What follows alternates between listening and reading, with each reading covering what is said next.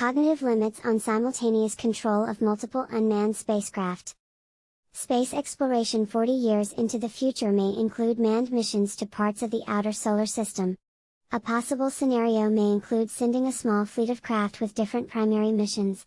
For example, a trailing spacecraft of nuclear-powered electromagnets designed to shield the manned part of the fleet from solar radiation, halo spacecraft with powerful radars to scout for incoming objects, exploration and mining craft, etc. The fleet could regularly travel out of unaided visual range of each other, joining up when necessary for maintenance, exchange of materials such as fuel, or other necessities. Piloting these multiple craft could be economically accomplished if only one remote pilot on station at a time was necessary. The cognitive limitation of a human astronaut and his ability to perform the multi-vehicle piloting task is the focus of this paper, as little work has been done in this specific area.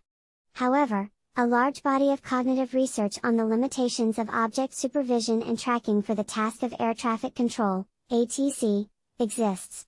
Additionally, there is an emerging body of research concerned with multiple unmanned vehicle piloting for heterogeneous missions.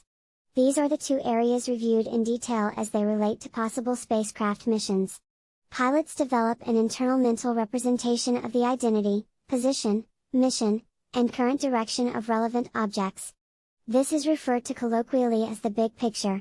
The primary research question we seek to answer is whether there is a cognitive limit to the number of objects that can be monitored and tracked within the big picture. Secondarily, we seek to find whether this maximum number is limited by the complexity of interaction, how those limiting factors are described, whether there is a real-time objective measure that indicates when a pilot is approaching his maximum capacity, and whether that capacity has been exceeded. The maximum number of tracked objects is highly dependent on the complexity of the piloting and mission tasks at hand. Research is lacking in the area of cognitive limits on the number of spacecraft one pilot could control given any mission scenario. Currently, two models are being used to examine similar activities in air traffic control and remote piloting of multiple unmanned vehicles. In both areas it has been shown the cognitive limits on the number of craft capable of simultaneous control is 16 for simple destination selection, 7 for moderately complex piloting and or mission task completion, and 4 for complex heterogeneous craft. While additional future research may help to increase the automation component of aircraft and mission control, no current evidence exists to show that a complete mental picture can be maintained for more than about 16 objects at one time, even with external working memory augmentation. However, it has also been demonstrated that physiological variables can be objectively employed to indicate overload. Nominal success has been achieved in classifying physiological states near high workload, thus enabling both prediction and possibly prevention of overload. Chapter 1, Introduction. Due to the complexity, duration and numerous support requirements of future manned deep space missions involving exploration, mineral exploitation, and possible colonization, a likely scenario will be the inclusion of unmanned fleets of support craft. Coupled with other requirements, an intensive research program is needed to investigate the cognitive limits on pilots and other operators responsible for the simultaneous control of multiple unmanned spacecraft making up the support fleet. A fleet approach is proposed in an effort to optimize safety and exploratory reach. This research effort would also aim at maximizing the functional efficiency of the mission and reducing the operation costs of unmanned vehicle fleets. In this scenario there is much about the ancillary craft that are automated in both navigation and mission.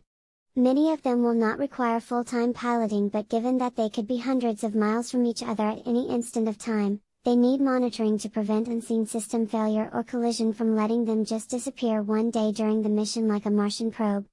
Accomplishing this monitoring task and the occasional piloting task for multiple craft in the fleet could be economically accomplished if only one remote pilot on station at a time was necessary.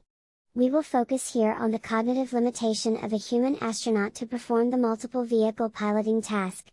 It is not a surprise that there is little work in this specific area. In fact, there were 0 peer-reviewed articles in the major journals concerning remote piloting of multiple spacecraft, published in the last 30 years. There is, however, a large body of cognitive research on the limitations of object supervision and tracking for the task of air traffic control, ATC. There is additionally an emerging body of research concerned with multiple unmanned vehicle piloting for heterogeneous missions. These are the two areas reviewed in detail as they relate to possible spacecraft missions. When a pilot or ATC operator is in control of several craft, they have developed an internal mental representation of the identity, position, mission, and current direction of each object tracked. This is referred to colloquially as the big picture. This mental representation is also called situational awareness. Keeping all of the information about all of the objects straight as long as they are in scope is the goal. The primary research question we seek to answer is whether there is a cognitive limit to the number of moving objects that can be maintained in the big picture. Secondary questions are whether this maximum number is limited by complexity, how those limitations might be described, whether there is a real-time objective measure that will indicate when a pilot is approaching their maximum capacity, and whether that capacity has been overloaded. For the current treatise we will consider only traditional humans as pilots. Cyborg-enhanced astrobots are a topic for another tome.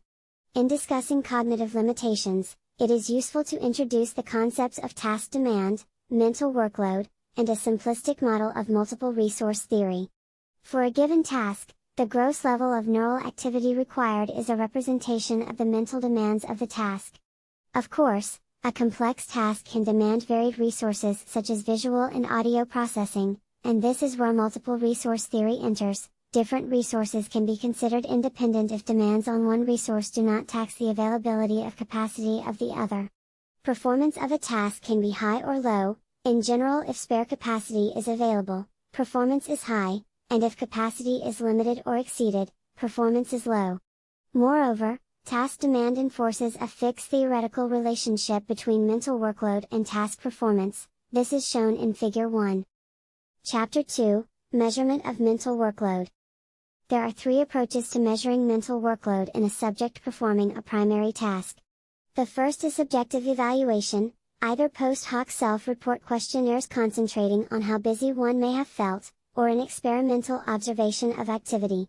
The second is performance measures, an objective evaluation of how well the subject completes the primary task, a secondary task, or an experimentally inserted reference task.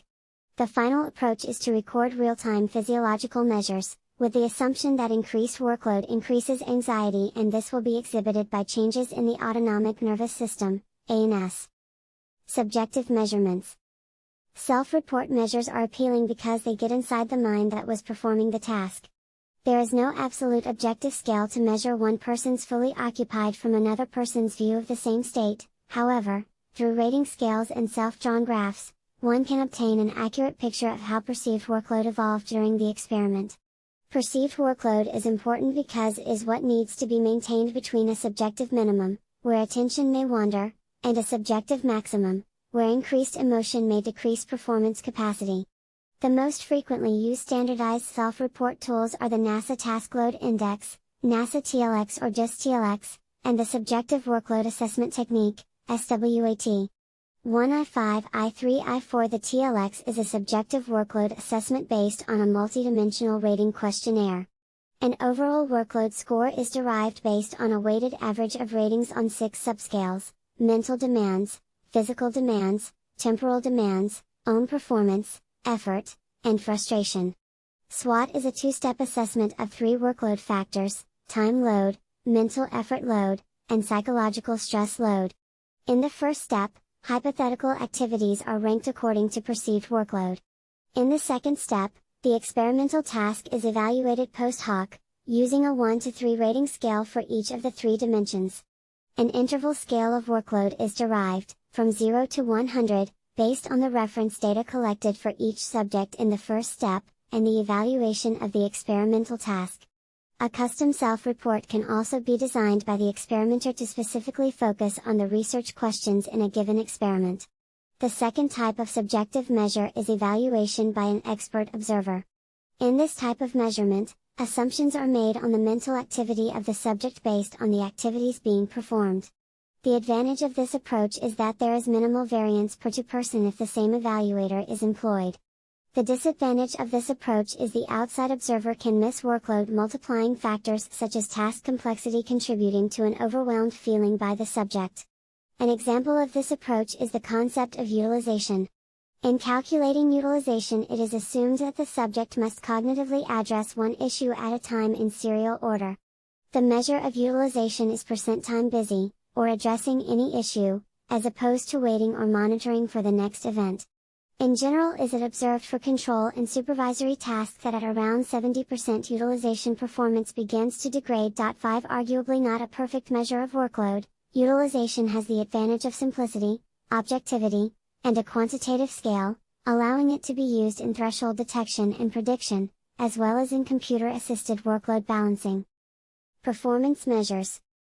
Laboratory, reaction time to an event stimulus is a typical real-time measure of speed. Outside the laboratory, in a more natural environment, speed is an indirect measure of a subject's ability to keep up with a given rate of events. 6 Accuracy is measured in both the laboratory and naturalistic environments, for example, in an air traffic control task, properly handing off a plane to the next controller, as it leaves the first controller's monitored airspace degrees, is measured as a successful task completion. Performance, when utilizing a secondary task, is accomplished following 2 paradigms. First, in the dual task paradigm, performance on the secondary task is required and primary task performance is thus an indication of workload. For the second paradigm, instruction is given to maintain the primary task performance, and performance on the secondary task is thus a measure of space capacity for additional workload.